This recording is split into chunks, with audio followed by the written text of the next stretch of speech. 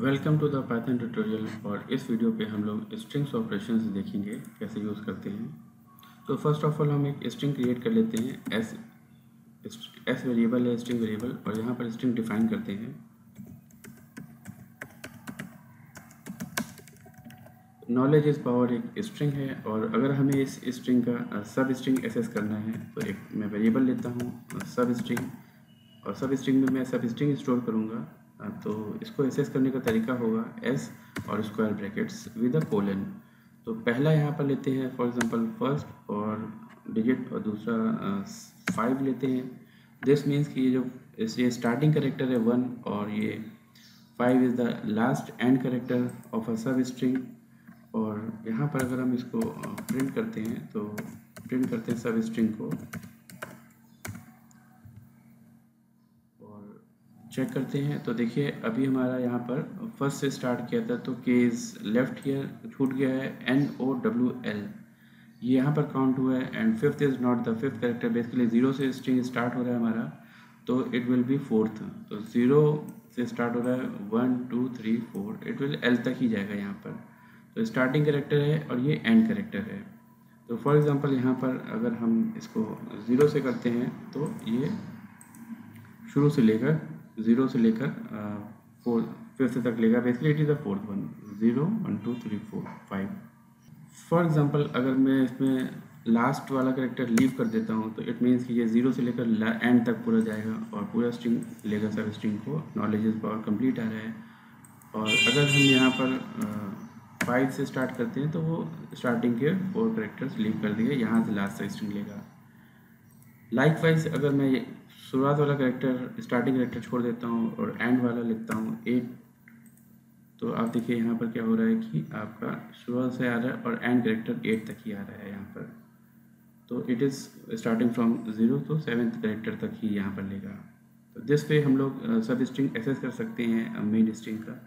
इसमें एक बात और मैं बताना चाहूँगा कि अगर मैं यहाँ पर कुछ स्पेसेस प्रोवाइड कर देता हूँ और फिर इसको अगर रन करता हूँ तो सब स्ट्रिंग में ये एज ए स्पेस को भी एज ए करेक्टर काउंट करेगा। और इसको आप देखिए, अगर अब मैं प्रिंट करता हूँ इस चीज़ को तो यहाँ पर स्पेस को भी इसने काउंट किया है, और के एंड स्पेस को यूज़ करते हुए इसने अपना 8th एंड तक का प्रिंट किया हुआ है।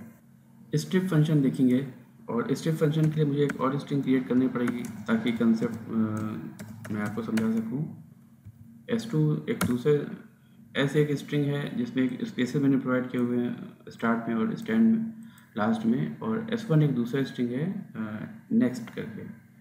अब देखिए अगर अब मैं अभी इसको प्रिंट करता हूँ S1, और इसको अगर हम लोग देखते हैं इसका आउटपुट तो हम लोग को देखिए ये पूरा स्ट्रिंग मिल रहा है with the blank space knowledge is power, और यहाँ पर जो स्पेस है इसके बाद नेक्स्ट प्रिंट हो रहा है। तो ये क्लियर है। अभी हम लोग स्ट्रिप फंक्शन देखते हैं कैसे यूज़ करना है। तो एक दूसरा स्ट्रिंग लेते हैं स्ट्रिप स्ट्रिंग, इसको डिफाइन कर लेते हैं वेरिएबल को, और यहाँ पर हम लोग स्ट्रिप्ड स्ट्रिंग का डेटा स्टोर करेंगे। और ये इसका एसेस करने का तरीका होगा s.strip। स्ट्रिप फंक्शन क्या करेगा कि इसके स्पेसेस जो ब्लैंक स्पेसेस हैं वो ओमिट कर देगा, डिलीट कर देगा, जो उसकी स्टार्टिंग पे हैं और एंडिंग पे हैं। मिडिल वाले नहीं करेगा, सिर्फ स्टार्टिंग पे लीडिंग और ट्रेलिंग जो स्पेसेस रहते ब्लैंक, उन्हीं को सिर्फ स्ट्रिप फंक्शन रिमूव करेगा। और अब अगर हम ये स्ट्रिप स्ट्रिंग को देखें कि क्या प्रिंट होता है, तो यहाँ पर s की जगह पर हम लोग स्ट्रिप्ड str यूज़ करते हैं, और उसके बाद हम S1 स्ट्रिंग को भी प्रिंट करना चाहेंगे।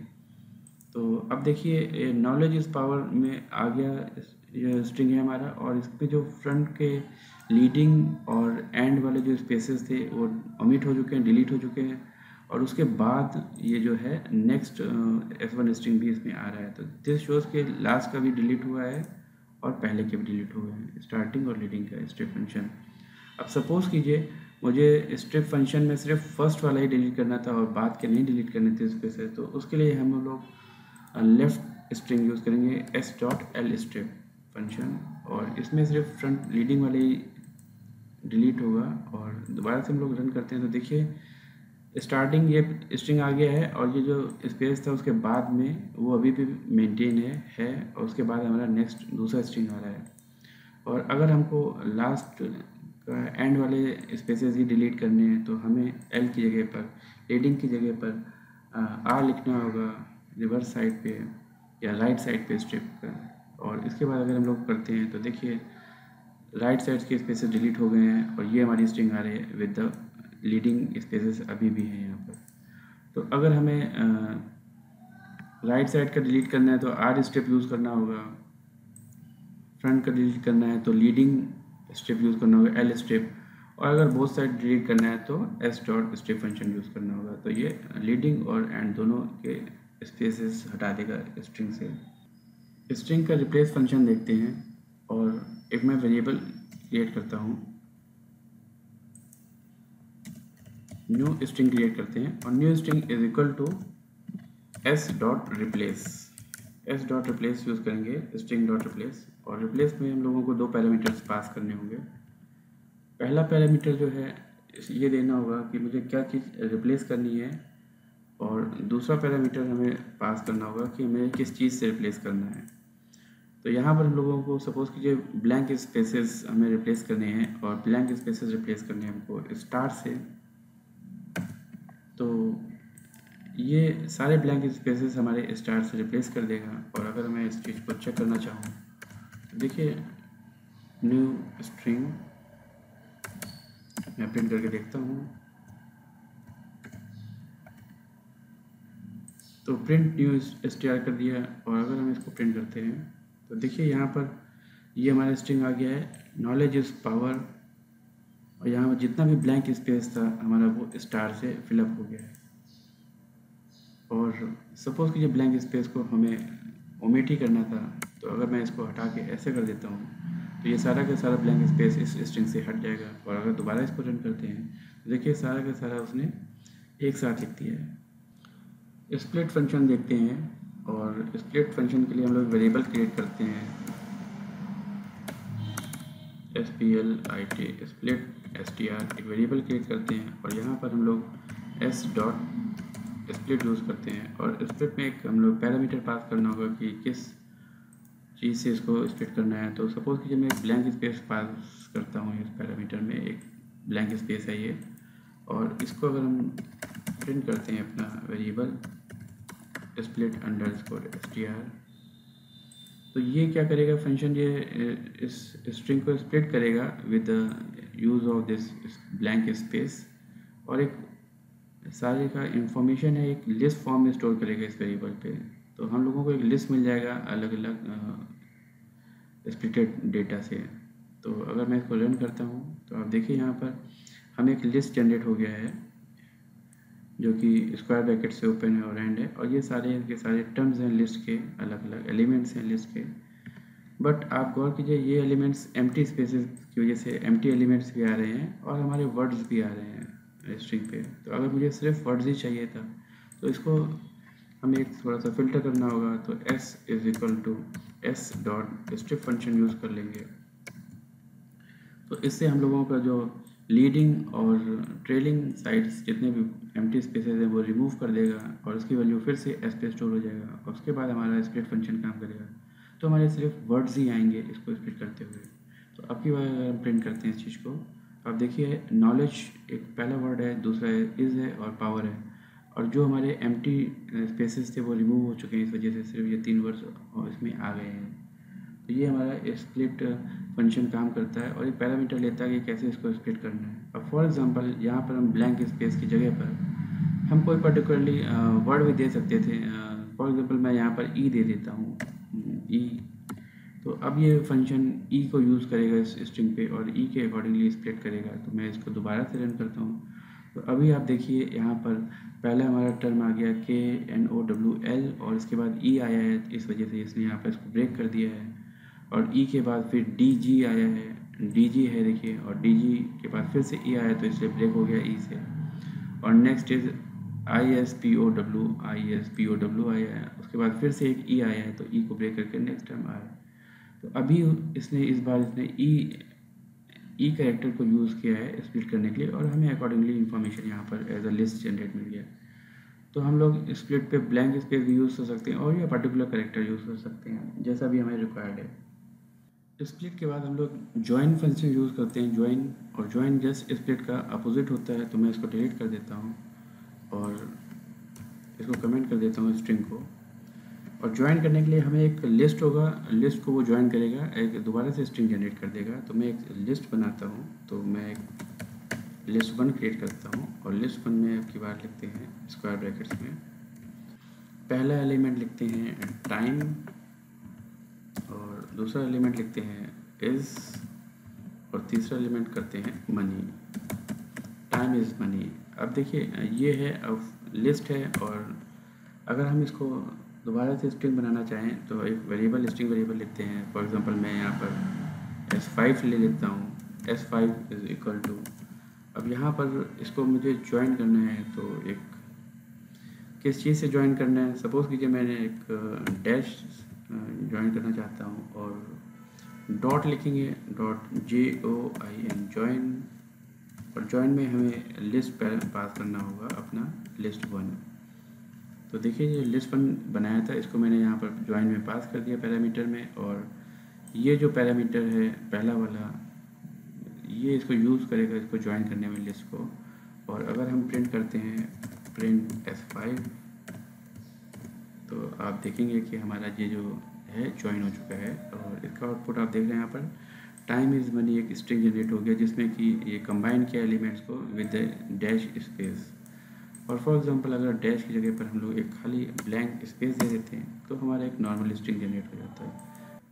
अब देखेंगे कि अगर ये स्ट्रिंग हमारी है और इसको सारा का सारा कैपिटल लेटर पे करना हो तो कैसे करेंगे। तो उसके लिए हमारे पास एक कैसे str1 एक स्ट्रिंग बनाते हैं और str1 में वैल्यू स्टोर करते हैं s डॉट अपर फंक्शन यूज़ करते हैं। तो s डॉट अपर फंक्शन क्या करेगा, ये सारा का सारा जो स्ट्रिंग है ये अपर केस में कन्वर्ट कर देगा।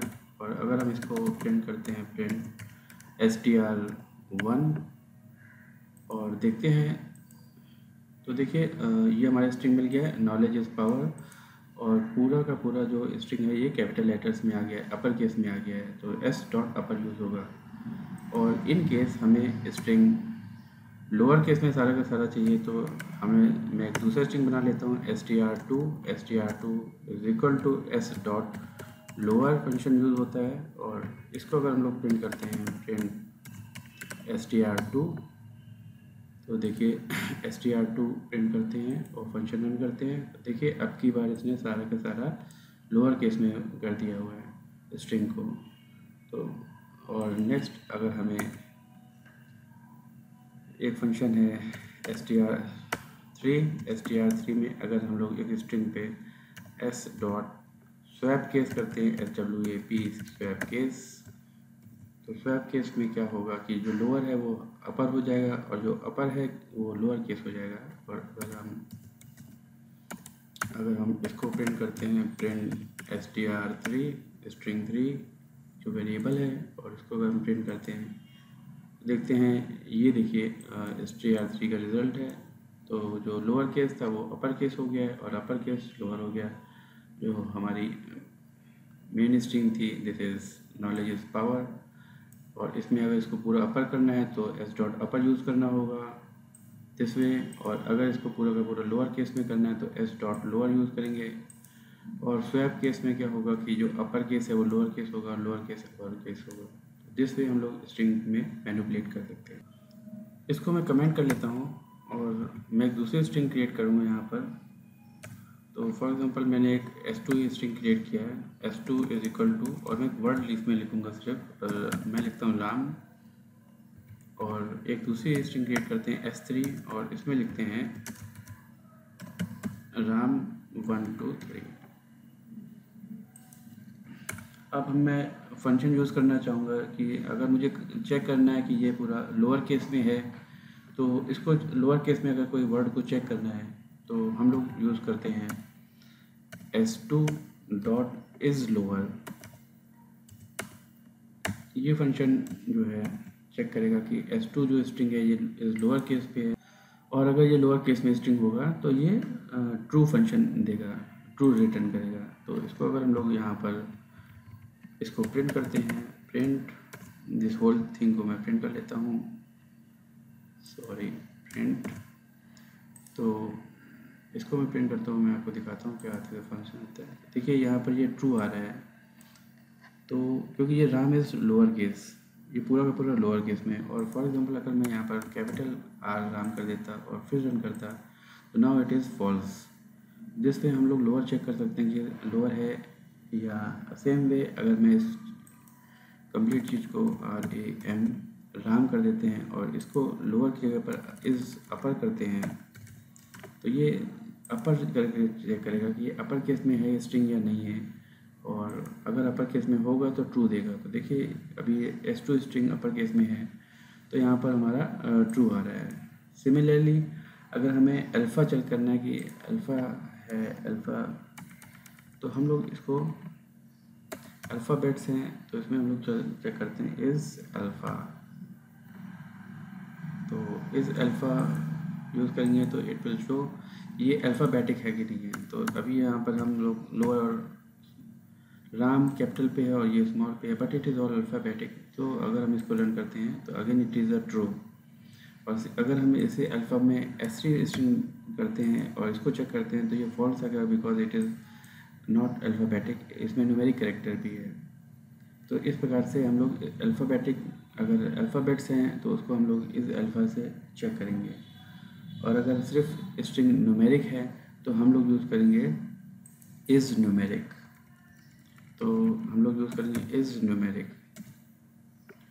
तो इज़ न्यूमेरिक में क्या करेगा, ये एस से स्ट्रिंग को चेक करेगा इज़ न्यूमेरिक है या नहीं है। तो अभी क्योंकि ये अल्फ़ाबेटिक है, अल्फ़ा न्यूमेरिक है, तो ये स्ट्रिंग फॉल्स आएगा। और अगर हम रन करते हैं तो देखिए यहाँ पर ये फॉल्स आ रहा है। और अगर हम राम को यहाँ पर हटा देते हैं तो यहाँ पर इस न्यूमेरिक में ये ट्रू आ रहा है फंक्शन, बिकॉज यहाँ पर न्यूमेरिक कैरेक्टर्स डिजिट्स आ रहे हैं। तो सेम वे में एक फंक्शन और होता है दैट इज़ अल्फ़ा न्यूमेरिक। तो उसके लिए ISAL अल्फ़ा और NUM numeric, is alpha numeric. तो ये स्ट्रिंग जो है हमारा अल्फ़ा न्यूमेरिक चेक करेगा। सपोज़ कीजिए हमारा ABC 1 2 3 है और ये S3.S लगा हुआ है, तो अभी ये अल्फ़ा न्यूमेरिक है, तो इट विल शो ट्रू। देखिए यहाँ पर ये ट्रू आ रहा है यहाँ पर। तो S इज़ स्ट्रिंग है जो नॉलेज इज़ पावर लिखा हुआ है इसमें, और इसमें एक फंक्शन होता है स्ट्रिंग में दैट इज़ काउंट फंक्शन। तो इसको हम लोग यूज़ करते हैं S.count, और इसमें पैरामीटर पास करना होता है जो भी हम लोग काउंट करना है। फॉर एग्जांपल इस स्ट्रिंग पे हमें E काउंट करना है, तो मैंने E पास कर दिया है। और अगर मैं इसको प्रिंट करूँ यहाँ पर S.count E, अगर हम इसको प्रिंट करते हैं यहाँ पर तो ये काउंट करेगा और E कितनी बार स्ट्रिंग में रिपीट हो रहा है। तो देखिए E हमारा यहाँ पर आंसर आ रहा है 3 आ रहा है, तो ये 3 बार आ रहा है। एक E यहाँ पर आ रहा है, दूसरा यहाँ पर और तीसरा यहाँ पर। तो ये काउंट करेक्टर करता है कि इस स्ट्रिंग पे कितनी बार वो आ रहा है। नेक्स्ट, अगर हमें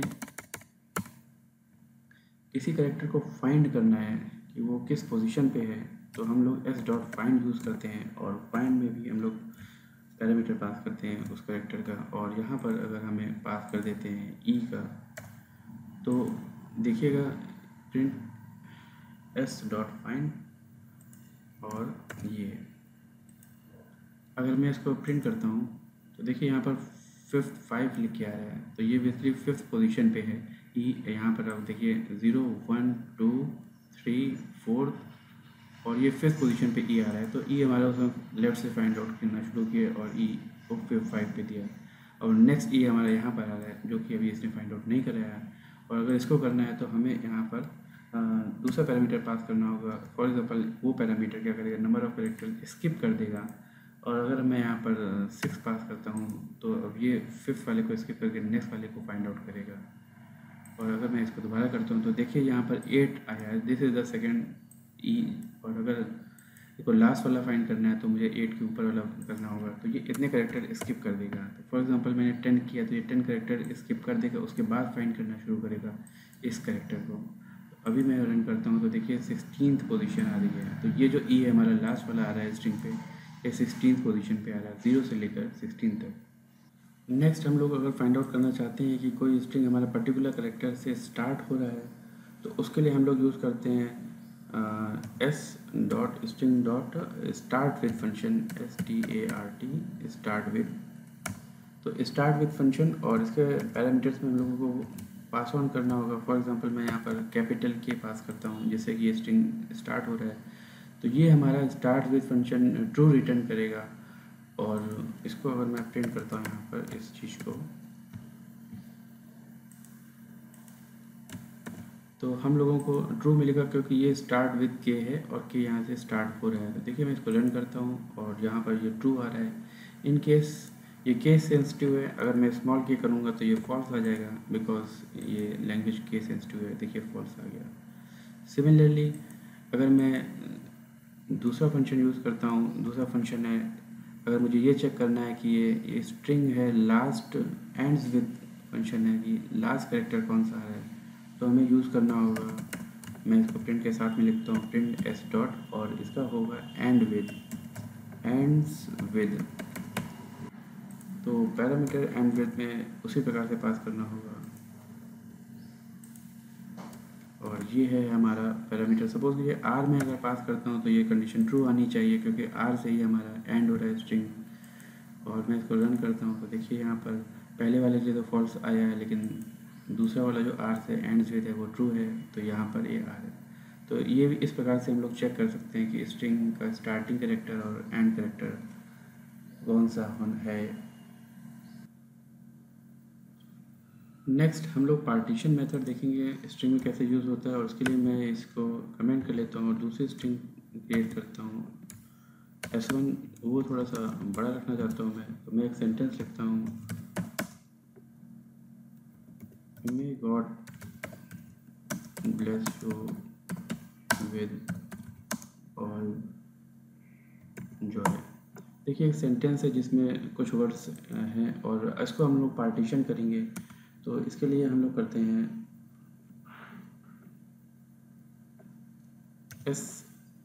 स्ट्रिंग डॉट पार्टीशन करना होता है। तो हम लोग इसमें ये जो स्ट्रिंग हम लोगों ने क्रिएट किया है S1 डॉट पार्टीशन लिखेंगे, और पार्टीशन के बाद हम लोग इसमें पैरामीटर पास करेंगे, और पैरामीटर में वर्ड पास करना होगा जिस वर्ड से हमें पार्टीशन करना है। फॉर एग्जांपल मैं यहाँ पर गॉड पास ऑन करता हूँ ये वर्ड को, तो ये स्ट्रिंग को पार्टीशन करेगा हमारे।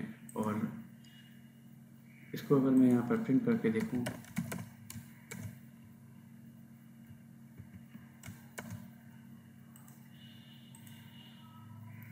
तो देखिए यहाँ पर गॉड, यहाँ पर हमारा एक टपल जनरेट हो गया है जिसमें कि पहला एलिमेंट मे है और गॉड है। गॉड के बाद का सारा जो एक दूसरा एलिमेंट हो गया। तो इसने इस पार्टीशन मेथड ने गॉड को यूज़ करते हुए एक इधर किया है और दूसरा सारा का सारा इधर।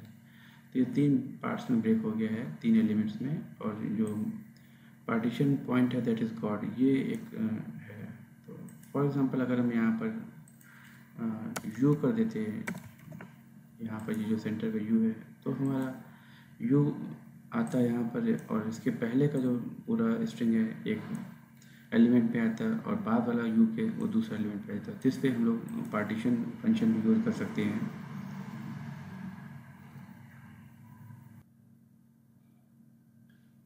अब हम लोग जस्टिफाई मेथड देखेंगे, जस्टिफाई कैसे करते हैं। और इसके लिए अगर मैं यहाँ पर जस्टिफाई का यूज़ करने के लिए एस डॉट सेंटर लिखते हैं, एस डॉट सेंटर, और इसमें पैरामीटर्स में हमें दो पैरामीटर्स पास ऑन करने होंगे। पहला है number of characters. For example मैं नंबर ऑफ़ कैरेक्टर्स 60 ले लेता हूँ, और दूसरा कॉमा लगा के दूसरा पैरामीटर हम पास करते हैं, एंड दूसरा फॉर एग्जांपल मैं ये इक्वल टू मार्क पास करता हूँ। व्हाट ये फंक्शन क्या करेगा हमारा सेंटर वाला, तो ये जो हमारा एस डॉट स्ट्रिंग है, स्ट्रिंग वेरिएबल है, ये नॉलेज इज पावर, इसको सेंटर में प्लेस करेगा और इसके 60 कैरेक्टर्स यूज़ करेगा, इसको सेंटर में प्लेस करेगा, और इसके जो बैलेंस स्पेसेस है उसमें इक्वल टू फिल कर देगा। तो अगर मैं इसको प्रिंट करके देखता हूँ, प्रिंट एस डॉट सेंटर 60, और इसको अगर हम प्रिंट करते हैं तो देखिए यहाँ पर 60 कैरेक्टर यूज़ हुए हैं इसको प्रिंट करने में, यहाँ से यहाँ तक, और नॉलेज इस पावर सेंटर पे है और जो लेफ़्ट साइड और राइट साइड के जो बैलेंस स्पेसेस थे उनको उसने फिल कर दिया है इक्वल टू साइन पे। सिमिलरली अगर मैं दोबारा से लिखता हूँ प्रिंट एस डॉट, अगर मुझे इसे लेफ़्ट अलाइन करना है तो एल जस्टिफाई करना पड़ेगा लेफ़्ट जस्टिफाई, और सेम वे में मुझे दोनों पैरामीटर पास ऑन करने होंगे जैसे उसमें किया था। तो मैं करता हूँ 60 सेम रखता हूँ और इक्वल टू साइन इसे सेम रखते हैं। और अगर अब हम ये करते हैं तो देखिएगा इसमें लेफ़्ट जस्टिफाई करेगा और बैलेंस स्पेस को इक्वल टू से फिल अप कर देगा। तो देखिए यहाँ पर 60 करेक्टर ही यहाँ पर इसने लिया है इसको लाइन को करने में, और नॉलेज इज़ पावर पहले लेफ़्ट अलाइन किया हुआ है और बैलेंस पे स्पेस इक्वल टू पे किया हुआ है। सिमिलरली हमारा एक और फंक्शन होता है जिसको हम करके देख लेते हैं, that is s dot right justify, r justify लिखना होता है इसके लिए, और पैरामीटर सेम वे में हम इसको सिमिलर रखते हैं, इसको कंपैरिजन के लिए इक्वल टू कर देते हैं। तो अभी क्या होगा कि इस वाले फंक्शन से ये राइट जस्टिफाई करेगा इस स्ट्रिंग को और ये फिलअप कर देगा बैलेंस स्पेस में। तो देखिए थर्ड वाले से क्या हुआ, नॉलेज इस पावर राइट जस्टिफाई हो गया है, राइट प्लेस ऑन कर दिया है और जो स्पेसेस थे उसने इससे फिलअप कर दिए हैं।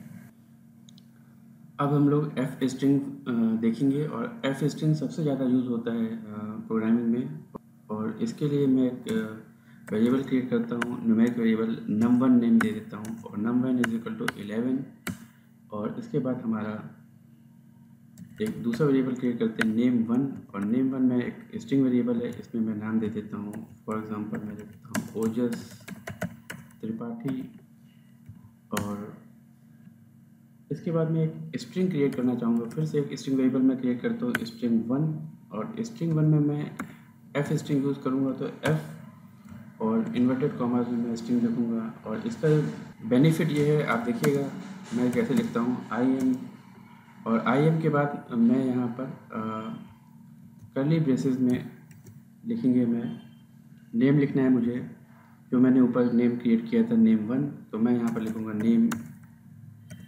name1, I am name1 and my age is, और फिर मैं कर्ली ब्रैकेट में लिखूँगा एक एज जो कि मैंने num1 पे डिफाइन किया हुआ है num1।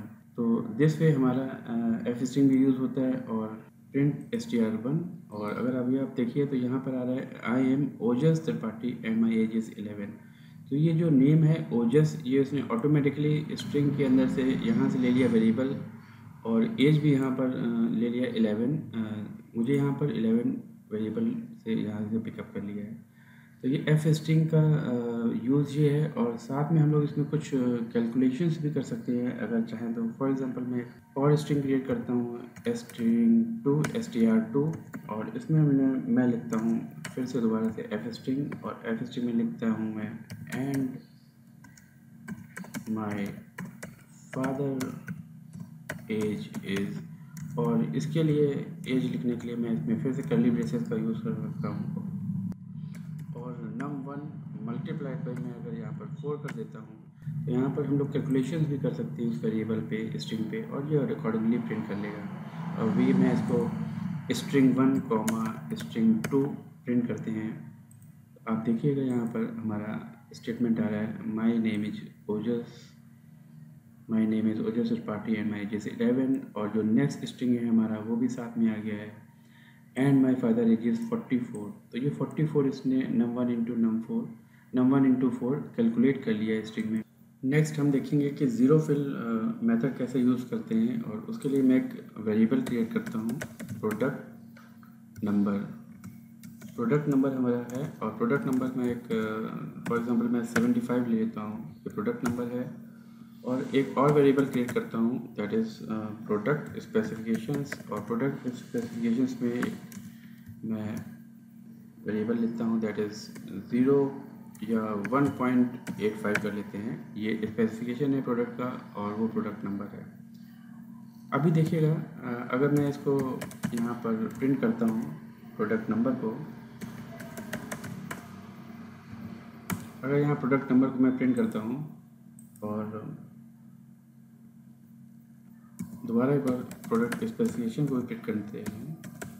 प्रोडक्ट स्पेसिफिकेशंस को नॉर्मली अगर हम प्रिंट करते हैं तो हमें ऐसा रिजल्ट मिलेगा 75 और 1.85। बट अगर मेरा प्रोडक्ट नंबर मैं चाह रहा हूँ कि ये 5 डिजिट का ही होना चाहिए और प्रोडक्ट स्पेसिफिकेशन फॉर एग्जांपल मेरा 6 डिजिट का होना चाहिए, तो इसको लीडिंग कैरेक्टर्स में आने के लिए मुझे क्या करना होगा, यहाँ पर product number dot z fill use करना होगा। Z fill means zero fill, और यहाँ पर हमें पैरामीटर पास करना होगा कि हमें कितने डिजिट्स चाहिए। तो फॉर एग्जांपल मैं यहाँ पर 5 करता हूँ, 5 डिजिट चाहिए, और प्रोडक्ट स्पेसिफिकेशन में हम जेड फिल, और यहाँ फॉर एग्जांपल मैं कर देता हूँ मुझे यहाँ पर 6 ज़ीरो फिल्स चाहिए। तो आप देखिएगा ये स्टार्टिंग में ज़ीरो फिल कर देगा, ये 5 डिजिट ही प्रिंट करेगा, और जो आगे के कैरेक्टर्स हैं वो ज़ीरो से कर देगा। तो 5 डिजिट पे ही सारा का सारा प्रोडक्ट नंबर जाएगा। सिमिलरली प्रोडक्ट स्पेसिफिकेशन में भी 1.85 है, और हमने इसको 6 लिया था, यहाँ पर 3 और डेसिमल मिला के 6, तो ये 3 4 5 6 करेक्टर यहाँ पर प्रिंट करेगा। और यहाँ पर हमें कुछ भी आप कर सकते हैं, 10 करेंगे तो अकॉर्डिंगली वो ज़ीरो फिल कर देगा आपकी शुरुआत पे। तो दिस पे ज़ीरो फिल का भी यूज़ करते हैं। Thank you.